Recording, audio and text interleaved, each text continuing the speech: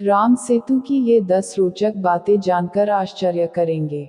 वाल्मीकि रामायण और रामचरितमानस के अनुसार प्रभु श्री राम ने श्रीलंका जाने के लिए समुद्र के ऊपर एक ब्रिज बनाया था। उस सेतु अर्थात पुल के आज भी अवशेष पाए जाते हैं, परंतु सेतु समुद्रम परियोजना के तहत इस सेतु को बहुत हद तक क्षति पहुंचाई जा चुकी है। आओ जानते हैं राम सेतु के 10 रोचक फैक्ट्स। 1. भारत के दक्षिण में धनुषकोटी तथा श्रीलंका के उत्तर पश्चिम में पंबन के मध्य समुद्र में 48 किलोमीटर चौड़ी पट्टी के रूप में उभरे एक भूभाग के उपग्रह से खींचे गए चित्रों को अमेरिकी अंतरिक्ष अनुसंधान संस्थान नासा ने जब 1993 में दुनिया भर में जारी किया तो भारत में इसे लेकर राजनीतिक वाद विवाद का जन्म हो गया था। इस पुल जैसे भूभाग को राम का पुल या राम सेतु कहा जाने लगा। राम सेतु का चित्र नासा ने 14 दिसंबर 1966 को जेमिनी-11 से अंतरिक्ष से प्राप्त किया था। इसके 22 साल बाद ISS ने तमिलनाडु तट पर स्थित रामेश्वरम और जाफना द्वीपों के बीच समुद्र के भीतर भूमि भाग का पता लगाया और उसका चित्र लिया। इससे अमेरिकी उपग्रह के चित्र की पुष्टि हुई। 2 दिसंबर 1917 में साइंस चैनल पर एक अमेरिकी TV show ancient land bridge में अमेरिकी पुरातत्वविदों ने वैज्ञानिक जांच के आधार पर यह कहा था कि भगवान राम के श्रीलंका तक सेतु बनाने की हिंदू पौराणिक कथा सच हो सकती है। भारत और श्रीलंका के बीच 50 किलोमीटर लंबी एक रेखा चट्टानों से बनी है और ये चट्टानें 7000 साल पुरानी हैं, जबकि जिस बालू पर ये चट्टानें टिकी हैं वह 4000 साल पुराना है।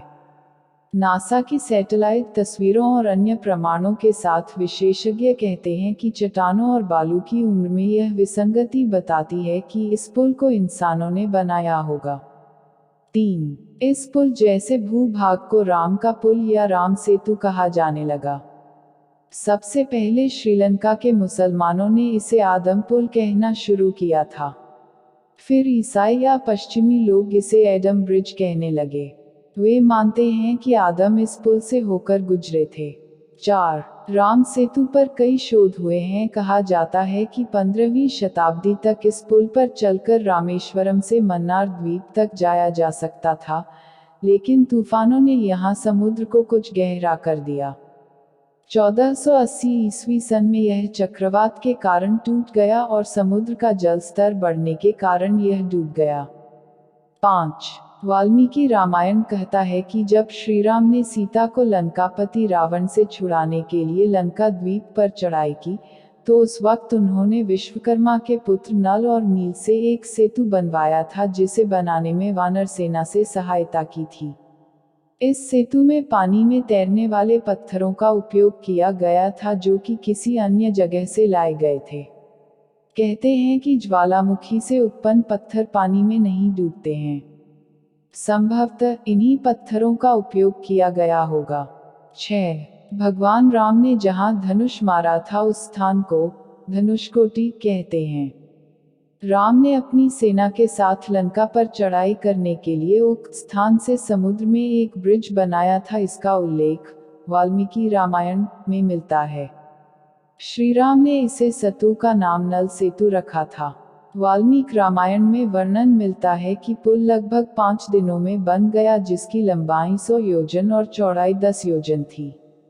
रामायण में इस पुल को नल सेतु की संज्ञा दी गई है। नल के निरीक्षण में वानरों ने बहुत प्रयत्न पूर्वक इस सेतु का निर्माण किया था। वाल्मीकि रामायण जून 2276। गीता प्रेस गोरखपुर से छपी पुस्तक श्रीमद् वाल्मीकि रामायण कथा सुख सागर में वर्णन है कि राम ने सेतु के नामकरण के अवसर पर उसका नाम नल सेतु रखा। इसका कारण था कि लंका तक पहुंचने के लिए निर्मित पुल का निर्माण विश्वकर्मा के पुत्र नल द्वारा बताई गई तकनीक से संपन्न हुआ था। महाभारत में भी राम के नल सेतु का जिक्र आया है।